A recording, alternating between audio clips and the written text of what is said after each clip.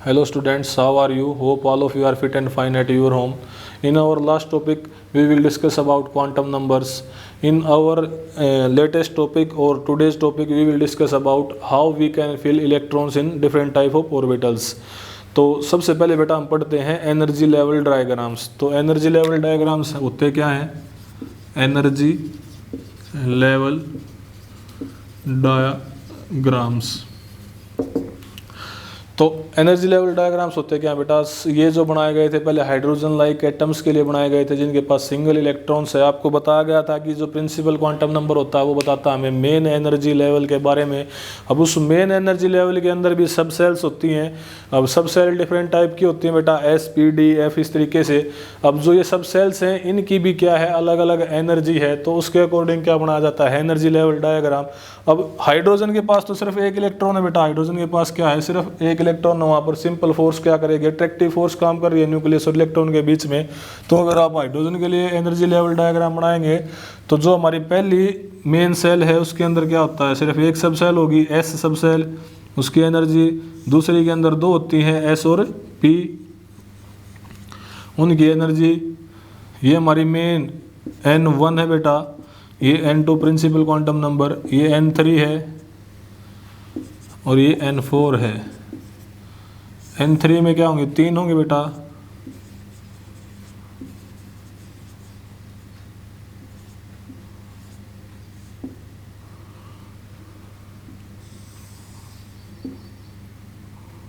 N4 में 4।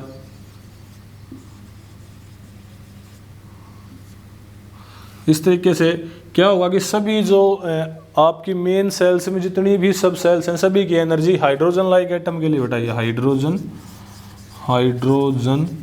Like atom, जो hydrogen के तरीके का हमारे पास एटम है उसके लिए है।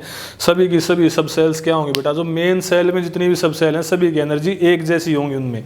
क्यों होंगी? क्योंकि उसके पास सिर्फ एक इलेक्ट्रॉन है। वहाँ पर जो फोर्स काम कर रही है बेटा वो नेट अट्रैक्टिव फोर्स है, न्यूक्लियस से वो इलेक्ट्रॉन अट्रैक्ट हो रहा है। लेकिन क्या होगा, जैसे जैसे हमारे पास मल्टी इलेक्ट्रॉन सिस्टम आते जाएंगे वहाँ पर इलेक्ट्रॉन की संख्या बढ़ती जाएगी। तो वहाँ पर फोर्सेज जो काम कर रही हैं वो क्या कर रही हैं बेटा?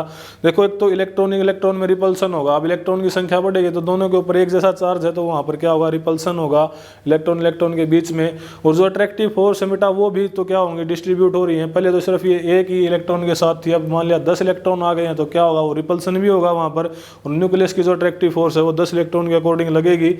दूसरा इफेक्ट क्या होगा? ये तो हमारे फोर्सेज का होगा। दूसरा इफेक्ट होता है बेटा स्क्रीनिंग इफेक्ट। स्क्रीनिंग इफेक्ट क्या होता है? जैसे आप धूप में बाहर निकलते हैं तो सनस्क्रीन लगाते हैं, अपने चेहरे पे लगाते हैं, गोगल्स पहनते हैं आप ब्लैक कलर के, ताकि आपको जो सनलाइट आ रही है वो क्या कर सकें? उसे स्क्रीन कर सकें। आपकी स्किन को तो सनस्क्रीन स्क्रीन कर लेगी और जो गोगल्स पहनते हैं आप वो क्या करेंगे? धूप से आपकी आंखों को बचाएंगे। इसी तरीके से क्या होता है, जो इलेक्ट्रॉन्स होते हैं बेटा वो स्क्रीन करते हैं एक दूसरे को। मान लिया जो पहले इलेक्ट्रॉन्स आते हैं, जैसे एस है, एस का साइज क्या होता है? स्फेरिकल, यानी न्यूक्लियस के चारों तरफ एक जैसा है।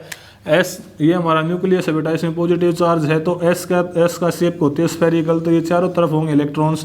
ये न्यूक्लियस जो चार्ज छोड़ेगा इलेक्ट्रॉन को अपनी तरफ खींचने के लिए, तो ये क्या करेंगे बेटा? जो चार्ज इसने छोड़ा है अपनी तरफ इलेक्ट्रॉन्स को खींचने के लिए, तो ये जो एस है वो क्या करेगा? जो इसके पीछे पी है, पी के बाद जो डी है, डी के बाद जो एफ सेल है, वहां तक उस चार्ज को रोकेगा जाने से, स्क्रीन करेगा। एस क्या करेगा? चार्ज को स्क्रीन करेगा बेटा, स्क्रीन। ठीक है, यानी वहां तक जो रोक रहा है इसको जाने से, तो इसको बोलते हैं स्क्रीनिंग इफेक्ट। सबसे ज्यादा स्क्रीनिंग इफेक्ट एस ऑर्बिटल्स का होता है। एस चार्ज को रोकेगा पी तक जाने के लिए, पी रोकेगा उसको डी तक जाने के लिए, डी रोकेगा उसको एफ तक जाने के लिए।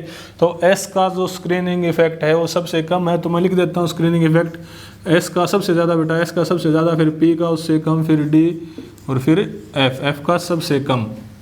ठीक है, ये है स्क्रीनिंग इफेक्ट।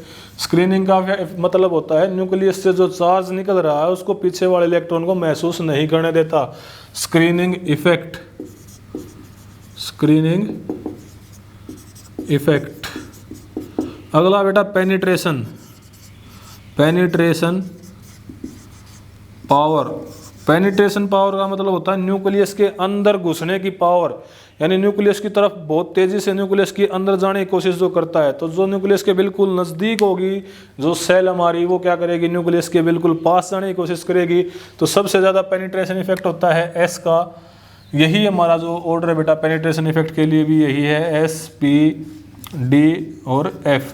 अब मल्टी इलेक्ट्रॉन्स में 3 इफेक्ट काम कर रहे हैं मल्टी इलेक्ट्रॉन सिस्टम में बेटा। एक तो हमारा जो अट्रैक्टिव फोर्सेज है, उनके अलावा वहाँ पर रिपल्सिव फोर्सेज भी आ गई हैं।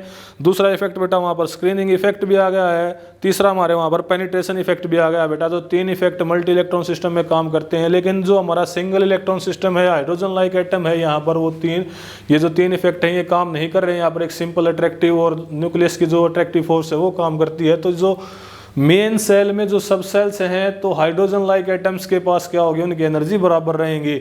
लेकिन यही अगर एनर्जी लेवल डायग्राम हम मल्टी इलेक्ट्रॉन सिस्टम के लिए बनाना शुरू करें, तो जो ये मेन सेल के अंदर जो सब सेल्स होते हैं बेटा, इनकी एनर्जी क्या होगी, घट बढ़ जाएगी। किसी की एनर्जी ज़्यादा हो जाएगी, किसी की कम हो जाएगी। अब करते हैं बेटा हम फिलिंग ऑफ इलेक्ट्रॉन्स कैसे करेंगे, इसके अकॉर्डिंग कि हम इलेक्ट्रॉन्स इन सब सेल्स में कैसे भर सकते हैं, फिलिंग ऑफ इलेक्ट्रॉन्स। तो उसके लिए एक डायग्राम बना लें आप फिलिंग ऑफ इलेक्ट्रॉन्स के लिए। उसके बाद मैं कुछ एक रूल बताऊंगा आपको और फिर इलेक्ट्रॉनिक कॉन्फ़िगरेशन करते हैं बेटा हम। तो फिलिंग ऑफ इलेक्ट्रॉन्स के लिए जो डायग्राम है हमारा वो बना लें आप। 1s 2s 3s, थोड़ा सा स्पेस दे के बनाए बेटा। 4s 5s 6s 7s। फिर आप बनाए 2p 3p 4p 5p 6p 7p। फिर आप बनाए बेटा 3d 4d 5d 6d। फिर आप बनाए बेटा 4f 5f। इस तरीके से आपने ये जो डायग्राम बना लेना बेटा। अब आप क्या करें, इनमें से एरो निकालें इस तरीके से।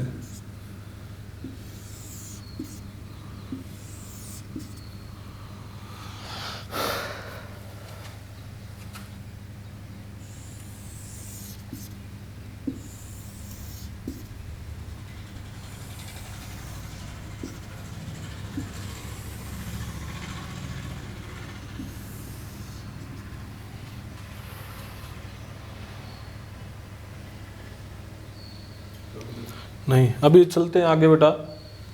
अब ये जो एरोज आपने बनाए हैं, अब क्या करना, आपने जब इलेक्ट्रॉन्स फिल करें तो यहाँ से चलना, आपको यहाँ तक पहुँचे, यहाँ से वापस बैक जाएंगे हम। इस तरीके से बैक जाएं आप यहाँ, फिर आगे इस तरफ आएंगे, फिर बैक जाएंगे यहाँ। इस तरीके से आपको क्या करना, पूरी की पूरी आप इलेक्ट्रॉन भरने की जो प्रोसेस है उसको इस तरीके से बना लें। जिस बच्चे को ये याद नहीं होगी उसके लिए मैं दूसरी चीज़ ये बताऊंगा बेटा आपको कि कैसे इलेक्ट्रॉन्स फिल करने हैं।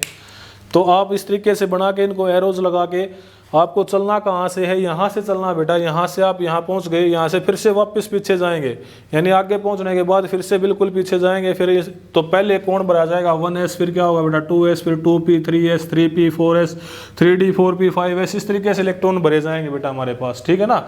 इस तरीके से इलेक्ट्रॉन्स को फिल करेंगे हम। तो ये आपका इलेक्ट्रॉन फिलिंग के लिए जो हमारा क्या है डायग्राम, आप इसको क्या कर सकते हैं, इलेक्ट्रॉन फिल करने के लिए आप इस डायग्राम को बना सकते हैं। एनर्जी लेवल डायग्राम मैं पहले बता चुका हूं आपको, तो इलेक्ट्रॉन फिलिंग डायग्राम था ये हमारा। अब क्या करते हैं, कुछ एक रूल बताते हैं आपको कि कैसे इलेक्ट्रॉन्स फिल करने हैं आपको। तो आपको जो रूल मेन अप्लाई करना है इलेक्ट्रॉन्स फिल करने के लिए, वो रूल है बेटा, इलेक्ट्रॉन फिल करने के लिए जो रूल अप्लाई करना है वो है n+l का रूल, ठीक है। तो जब भी आप 2 ऑर्बिटल्स दिए हुए हैं और उनमें इलेक्ट्रॉन फिल करने हैं, तो सबसे पहले आप जो n+l का रूल लगाएंगे, उनके लिए दोनों की n और l की वैल्यू जोड़ के आप निकाल लेंगे। जिसकी n+l की वैल्यू क्या है बेटा, कम आए, तो पहले इलेक्ट्रॉन उस ऑर्बिटल के अंदर आएंगे। जिस 2 ऑर्बिटल्स जिनके आप अंदर इलेक्ट्रॉन भरना चाह रहे हैं, जिनकी वैल्यू n+l दोनों से निकाल लेंगे। n प्रिंसिपल क्वांटम नंबर और l की वैल्यूज मैंने आपको लिखवा रखी हैं, 0 4 s 1 4 p 0 4 s 1 4 p 2 4 d 3 4 f। इस तरीके से बेटा आपको n और l की वैल्यू निकाल लेनी है, ठीक है ना। n की वैल्यू आपको पता, मान लिया आप 2s और 2p में इलेक्ट्रॉन भरना चाह रहे हैं, तो पहले किसके अंदर इलेक्ट्रॉन भरे जाएंगे, 2s के अंदर या 2p के। तो आप क्या करेंगे, n+l की वैल्यू निकालेंगे।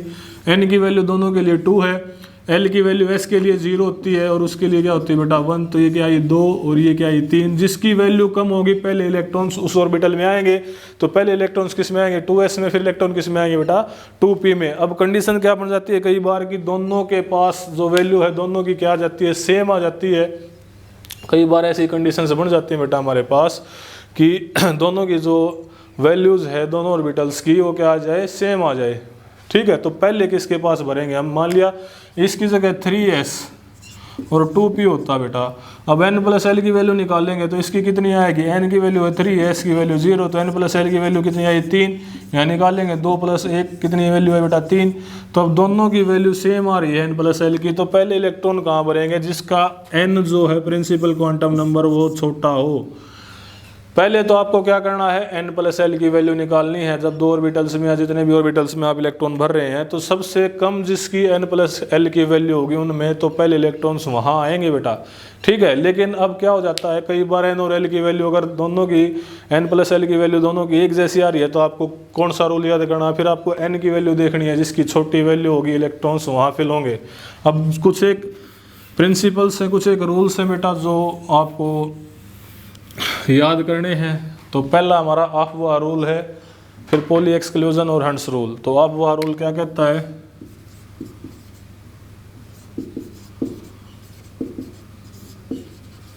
अफवाह रूल कहता है बेटा जब भी आप इलेक्ट्रॉन्स फिल करेंगे तो सबसे पहले इलेक्ट्रॉन लोअर एनर्जी वाली जो सब सेल है उसके अंदर आएंगे, उसके बाद हायर एनर्जी सब सेल्स में आएंगे। अफवाह रूल के अकॉर्डिंग क्या है, इलेक्ट्रॉन्स फिलिंग कहाँ से होगी, लोअर एनर्जी से हायर एनर्जी की तरफ होगी बेटा। दूसरा क्या है, पॉली एक्सक्लूजन रूल, ये मैंने पहले ही बताया आपको। पॉली एक्सक्लूजन रूल ये क्या कहता है बेटा, इलेक्ट्रॉन फिलिंग जो ऑर्बिटल्स हैं बेटा उनके अंदर मैक्सिमम 2 इलेक्ट्रॉन आ सकते हैं। जो ऑर्बिटल्स हैं हमारे पास उनके अंदर कितने इलेक्ट्रॉन आ सकते हैं, मैक्सिमम 2 इलेक्ट्रॉन्स आ सकते हैं।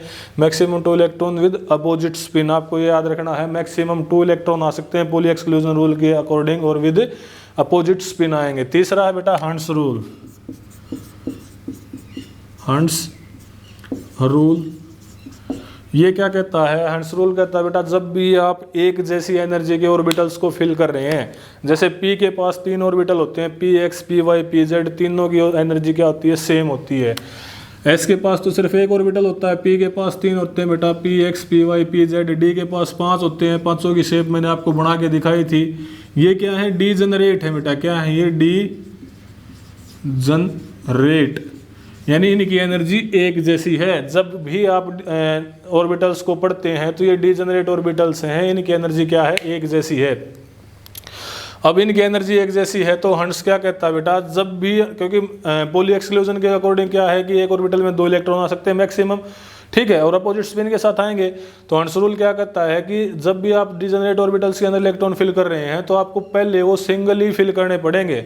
जब सारे के सारे डिजेनरेट ऑर्बिटल सिंगली फिल हो जाएंगे उसके बाद आपको क्या करना है, पेयरिंग स्टार्ट करनी है। मान लिया आप इलेक्ट्रॉन फिल कर रहे हैं और आपके पास 6 इलेक्ट्रॉन है डी में भरने के लिए, तो आपको ये करना है बेटा, ये 5 ऑर्बिटल हो गए हमारे पास डी के, तो आपको ऐसा नहीं करना है कि 2, 4 और 6 ये फिलिंग हो गई हमारी पूरी, ऐसा नहीं करना है। क्या करना है, पहले सिंगल आएंगे बेटा सारे इलेक्ट्रॉन्स, 1, 2, 3, यहाँ 4 और 5, इसके बाद पेयरिंग स्टार्ट करनी है आपको, ठीक है ना। ये सही है हमारा, और ये जो होता है वो क्या होता है हमारा रॉन्ग हो जाता है बेटा, ठीक है। तो तीनों रूल आपको याद रखने हैं। अफवाह रूल क्या कहता है, लोअर एनर्जी के जो ऑर्बिटल्स हैं, लोअर एनर्जी के जो सबसेल्स हैं, पहले वहाँ इलेक्ट्रॉन फिल होंगे, फिर हम हायर एनर्जी की तरफ चलते चले जाएंगे। पॉली एक्सक्लूजन कहता है कि एक ऑर्बिटल में मैक्सिमम 2 इलेक्ट्रॉन होंगे, अपोजिट स्पिन के साथ होंगे। हंट्स रूल क्या कहता है, जब भी डिजेनरेट ऑर्बिटल्स को आप फिल करें तो पहले वो सिंगली ऑक्यूपाई होंगे, उसके बाद क्या होगा, पेयरिंग स्टार्ट होगी हमारी, ठीक है। अब लोअर एनर्जी का कैसे पता चलेगा, मैंने उसके लिए n+l का रूल बताया आपको, जिसकी वैल्यू कम होगी n+l के लिए वो जो ऑर्बिटल हमारा वो लोअर एनर्जी का होगा। अगर 2 ऑर्बिटल ऐसे हो जिनकी n+l की वैल्यू सेम हो तो जिसकी वैल्यू n की वैल्यू जिनके लिए कम है वो ऑर्बिटल पहले भरा जाएगा बेटा। अब इलेक्ट्रॉनिक कन्फिगुरेशन करते हैं हम।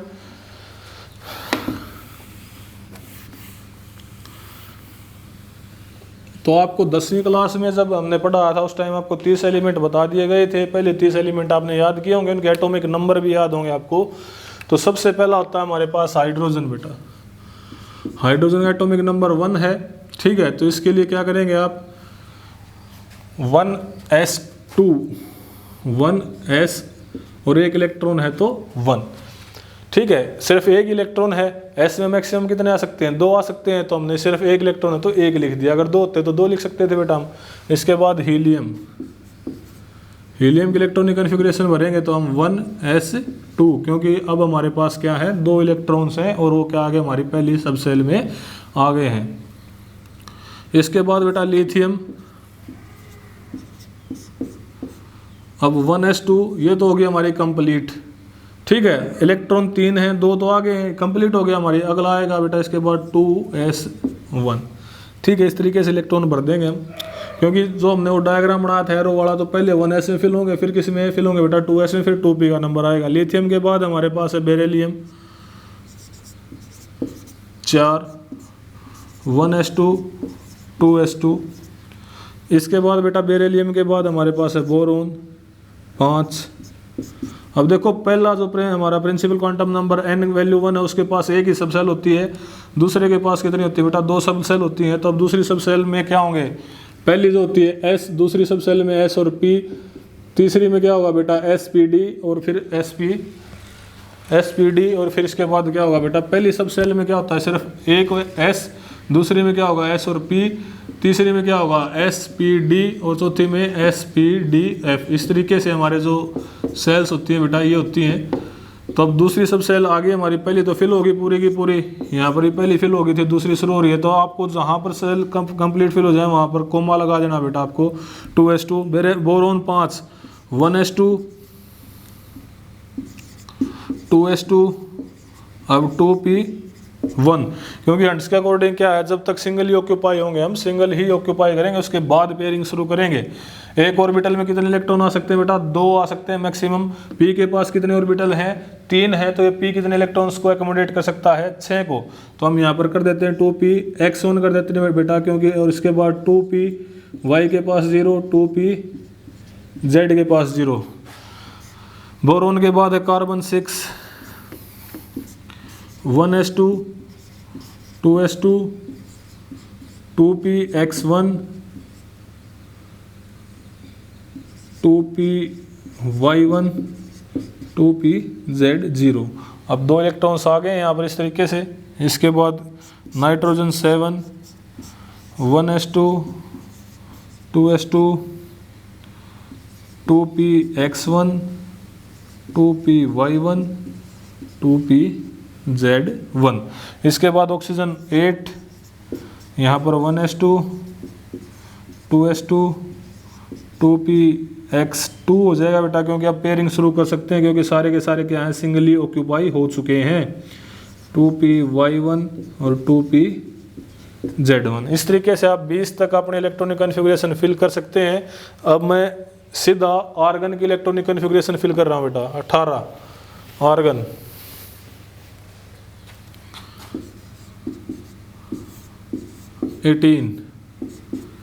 ठीक है। इसकी करते हैं 1s2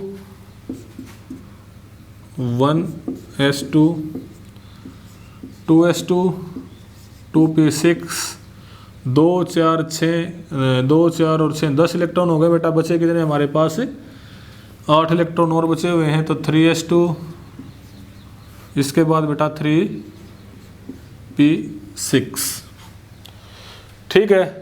तो यहाँ हमारी आर्गन की जो इलेक्ट्रॉनिक कन्फिग्रेशन है ये हो चुकी है। आर्गन के बाद बेटा हमारा जो अगला पोटेशियम 19, ये भी आपको याद करना है।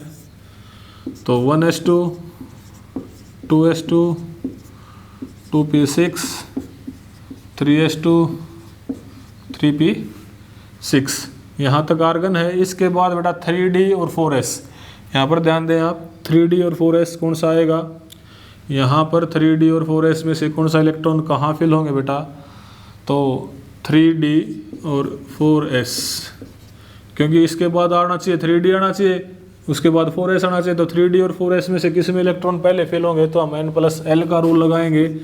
n+l का रूल लगाओगे तो n की वैल्यू 3 और d के लिए 2 5, ठीक है। इसके लिए लगाओगे बेटा 4 + 0 ये वैल्यू क्या आई 4।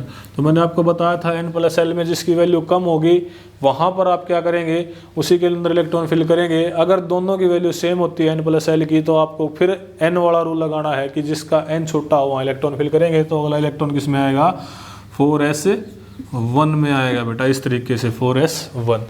तो यहाँ पोटेशियम आप याद कर लेंगे। इसके बाद कैल्शियम, जब आप इनको फिल करें तो आप आर्गन 18 ऐसे लिख सकते हैं, आर्गन 18 और 4s2, क्योंकि आर्गन तक की आपको बार बार लिखने की ज़रूरत नहीं है। नोबल गैस आप लिख सकते हैं उससे आगे की अगर आप कन्फिगरेशन लिखना चाहें तो। ठीक है बेटा, ये आपकी 20 तक थी।